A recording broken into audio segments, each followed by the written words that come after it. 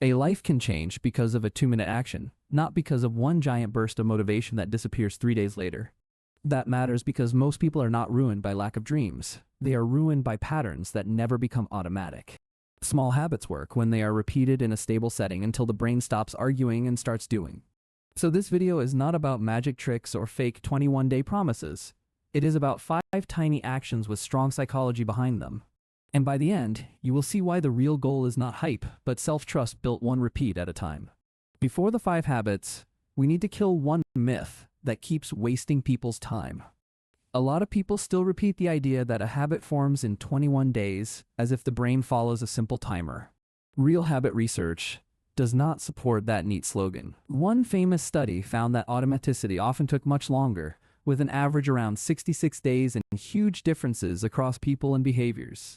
Some habits become easier fast, while harder routines can take months. That sounds slower, but it is actually good news because it means you do not fail just because change is not instant. The same research also suggests that missing one day does not destroy the process. Habits are usually more forgiving than perfectionism tells you. That matters because many people do not quit after a missed day. They quit after the story they tell themselves about the missed day. So keep this one rule in mind through the whole video. One miss is noise, but full surrender is the real danger.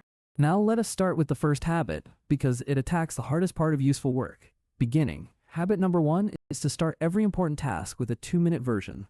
That means you do not tell yourself to write the whole report, read the whole chapter, or finish the full workout. You tell yourself to open the file, read 1 page, put on your shoes, or do the warm-up. The point is not that 2 minutes is enough to change your life by itself. The point is that 2 minutes is small enough to slip past the wall of resistance that blocks so many good actions. Most procrastination is not hatred of the task. It is friction around starting. A task feels heavy, uncertain, boring, or emotionally uncomfortable, so the brain keeps delaying the first move. A 2-minute version lowers that activation energy so much that the start stops feeling like a threat. And once motion begins, motivation often catches up afterward. That is a big psychological lesson people often miss. Many people think they need motivation before motion, but very often motion creates the motivation they were waiting for. You write 1 sentence, and suddenly writing the second sentence feels far easier than staring at a blank page. You lace your shoes, and now a short walk feels natural instead of dramatic. You start with something tiny, and the brain stops seeing the whole task as a giant mountain. That shift also breaks all or nothing thinking, which destroys consistency for many people. If your only success rule is do the full thing, then any low energy day becomes a lost day. If your success rule is start the tiny version, then even rough days still count as proof that you are a person who begins. That proof matters because habits are not only actions, they are evidence about who you are. Now the second habit makes that same idea even stronger by tying action to a cue. Habit number 2 is to use one if-then plan for the behavior you most want to automate. Psychologists call this an implementation intention. It sounds technical, but the idea is simple. If this cue happens, then I do this action. If it is 7 in the morning, then I sit at the desk and work for 20 minutes. If I finish lunch, then I walk for 10 minutes. If I feel the urge to grab my phone during deep work, then I write the urge down and return to the page. This works because the decision gets made before the emotional moment arrives. Without a plan, the brain has to choose again every single time, and repeated choice burns energy. With an if-then plan, the cue does more of the work. The environment starts telling you what happens next. That matters because stable cues are often more reliable than motivation, memory, or willpower. Another hidden benefit is attentional.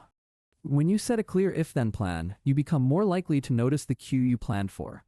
The brain starts scanning for the moment that should trigger the behavior. So the world stops being only a field of temptation and starts becoming a field of reminders. To make this work, keep it specific.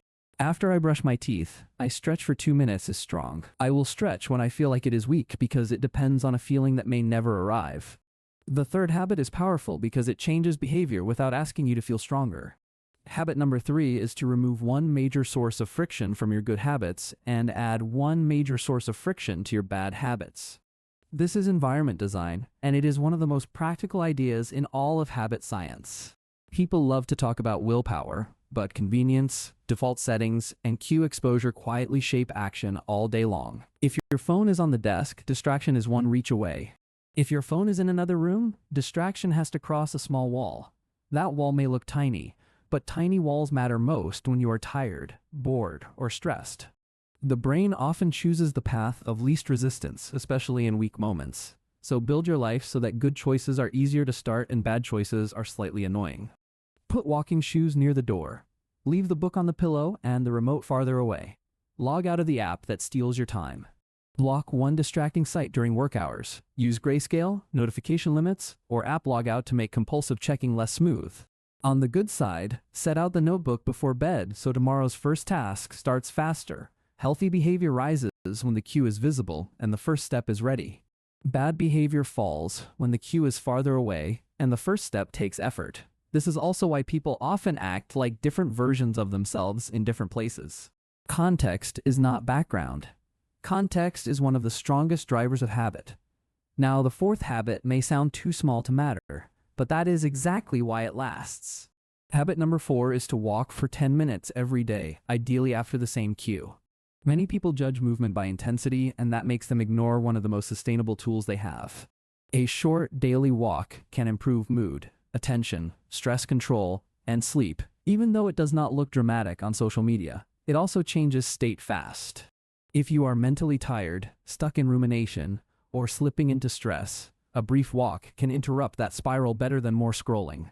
Recent evidence on daily steps and mood points in the same helpful direction. Some movement is much better than none. The 10-minute walk also works like a gateway habit. When people succeed at one healthy behavior consistently, they often feel more capable of doing another healthy behavior next.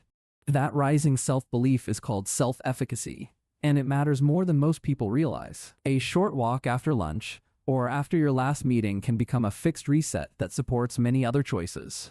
It also fits beautifully with if-then planning. After lunch, I walk for 10 minutes is simple, stable, and easy to repeat. The goal is not heroic effort. The goal is permanence. A tiny walk done daily can change identity faster than a huge workout plan that dies in 1 week. Now for the fifth habit, which quietly turns experience into learning. Habit number 5 is to keep a 3-minute evening review. This may be the highest leverage habit on the list because it combines self-monitoring, reflection, and a better start for tomorrow. Self-monitoring shows up again and again in behavior change research as one of the most reliable ingredients for improvement. When people track what they do, even simply, behavior often improves. A strong evening review can be only 3 lines. What did I do well today? What got in the way? What is the first important thing I will do tomorrow? Those questions turn vague guilt into useful data. They also reduce mental clutter because unfinished thoughts become written next steps instead of spinning around in your head at night. You can add 1 line of gratitude if you want. Gratitude is not a magic spell, but large research summaries suggest it can create small lifts in well-being and emotional balance. That matters because people stick with habits better when progress feels emotionally real instead of always missing and incomplete. The evening review also protects you from the most destructive habit story of all.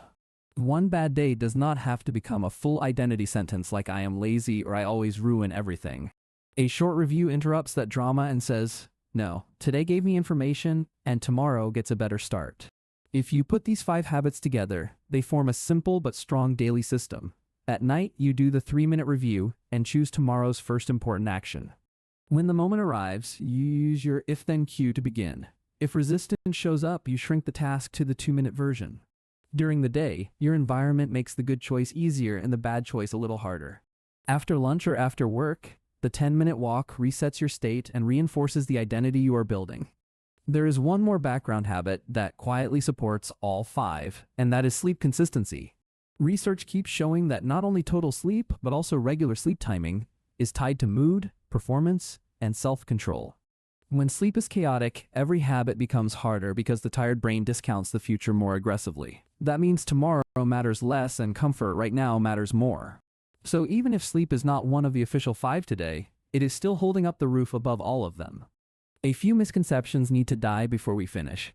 Big change does not always need big intensity. It often needs stable repetition.